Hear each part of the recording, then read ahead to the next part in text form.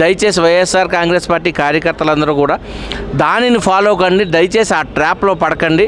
ఈ ట్రాప్ని అర్థం చేసుకుని మన పేరు నాని గారు ముఖ్యమైన స్టేట్మెంట్ ఒకటి ఇచ్చారు. మీరు ఎవరు రెచ్చగొట్టి మాట్లాడినా ఏం చేసినా మీరు పట్టించుకోవద్దు, వదిలేయండి అని అనటం జరిగింది. ఈరోజు నేను ఆల్మోస్ట్ 2 సంవత్సరాలు అంటే 1 సంవత్సరంగా ఎప్పుడు ఎక్కడికి బయటకు వెళ్ళినా సరే సామాన్య ప్రజల యొక్క ఒపీనియన్ కనుక్కోవడం జరుగుతుంది.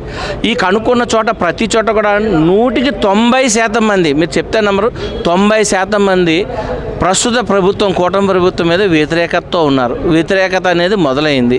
ఆ విషయాలు ఈ మధ్య చంద్రబాబు గారికి నోటంట వస్తున్నది, పవన్ కళ్యాణ్ గారి నోటంట కూడా అదే మాటలు వస్తున్నాయి. ఎందుకంటే వాళ్ళకున్న ఇంటెలిజెన్స్ రిపోర్ట్స్ ఆటోమేటిక్గా వాళ్ళకి తెలియకుండా అవి రిఫ్లెక్ట్ అవుతూ ఉంటాయి. ఈరోజు జరిగింది అదే. ఇంకొక ముఖ్య విషయం చెప్పాలి. ట్రాప్ అనేది ఒకప్పుడు ఏం జరిగింది అని అంటే, మీకు చంద్రబాబు నాయుడు గారు యుద్ధం ఆయనకు వ్యతిరేకంగా ఉంటే ఎవరినైనా సరే వాళ్ళ అంతు చూసే వరకు కూడా వదలడు. మీకు ఇక్కడ ముఖ్యమైన విషయం చెప్పాలి.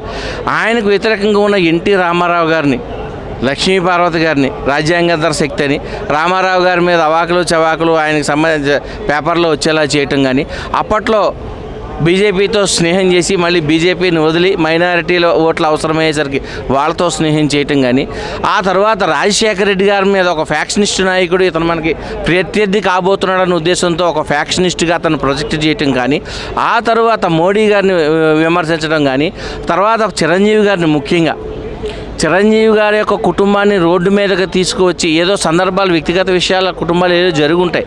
ఈ మెగా ఫ్యామిలీ కుటుంబాన్ని గంటల తరబడి వీడియోల్లో వచ్చేలా చేసింది కానీ ఎవరైనా ఉన్నారంటే అది కేవలం చంద్రబాబు గారే. ఈవెన్ ఇప్పుడు మన డిప్యూటీ సీఎం పవన్ కళ్యాణ్ గారి మీద కూడా లేనిపోయిన ప్రచారాలు చేయించింది చంద్రబాబు గారే కదా. అదే మాట ఆయన స్వయంగా చెప్పుకొచ్చారు. ఇంకొక ముఖ్య విషయం తెలుసుకోవాలి ఆంధ్రప్రదేశ్ ప్రజలందరూ కూడా. ఎందుకనంటే ఏం చెప్తానంటే, మీకు 2012వ సంవత్సరం జగన్మోహన్ రెడ్డి గారి మీద దాడి ఎప్పుడు మొదలైందంటే, రాజశేఖర్ రెడ్డి గారు ఏ రోజైతే ముఖ్యమంత్రి అయ్యాడో ఆయన కాలం చేసిన తర్వాత వాళ్ళ అబ్బాయిని అడ్డు పెట్టుకుని రాజకీయం చేయడం మొదలుపెట్టారు. ఆ తరువాత అక్కడి నుంచి మొదలైనటువంటి రాజకీయ దాడి జగన్మోహన్ రెడ్డి గారి మీద ఆయన సాక్షి ఛానల్ పేపర్ పెట్టిన తర్వాత దగ్గర నుంచి, రాజశేఖర్ రెడ్డి గారు మరణానంతరం దగ్గర నుంచి, అంటే 2009 నుంచి సుమారుగా జగన్మోహన్ రెడ్డి గారి మీద కంటిన్యూస్గా దాడి చేస్తూనే ఉన్నాడు. భారతదేశంలో ఒక రాజకీయ నాయకుడి మీద 10ల కొద్దీ టీవీ ఛానల్స్, 5 నుంచి 10 పేపర్సు, 100ల కొద్దీ యూట్యూబ్ ఛానల్స్, సోషల్ మీడియా ద్వారా నిరంతరం దాడి చేస్తూనే ఉన్నాడు ఈ రోజు వరకు. దానిని తట్టుకుని ఎదురొడ్డి నిలబడిన ఏకైక నాయకుడు ఎవరైనా ఉన్నాడంటే ఈ భారతదేశంలో జగన్మోహన్ రెడ్డి గారు మాత్రమే నిలబడ్డాడు. ఆయన మీద నిరంతరం కొన్ని వేల మందితో దాడి చేస్తూనే ఉన్నాడు. ఆయన చిరునవ్వుతో నవ్వి వాటిని ఎదుర్కొంటూనే ఉన్నాడు. ఆయన పరపతి పెరుగుతూనే ఉంది. ఇక్కడ ట్రాప్ ఎట్లా జరిగింది అంటే, బలమైన సామాజిక వర్గాలకు అండ ఆయనకు కావాలి.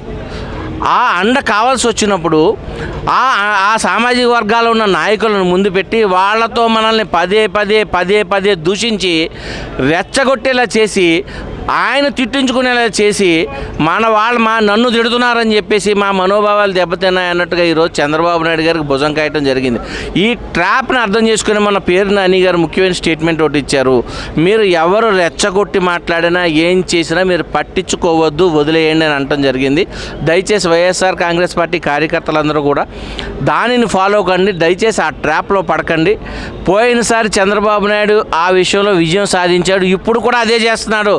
ఆ వ్యక్తుల్ని ముందు పెట్టి మనల్ని రెచ్చగొట్టించి, తిట్టించి, రకరకాలుగా మన కార్యకర్తలతో తిట్టించుకునేలా చేసి మళ్ళీ అదే ట్రాప్లోకి మనల్ని ఆగుతున్నాడు.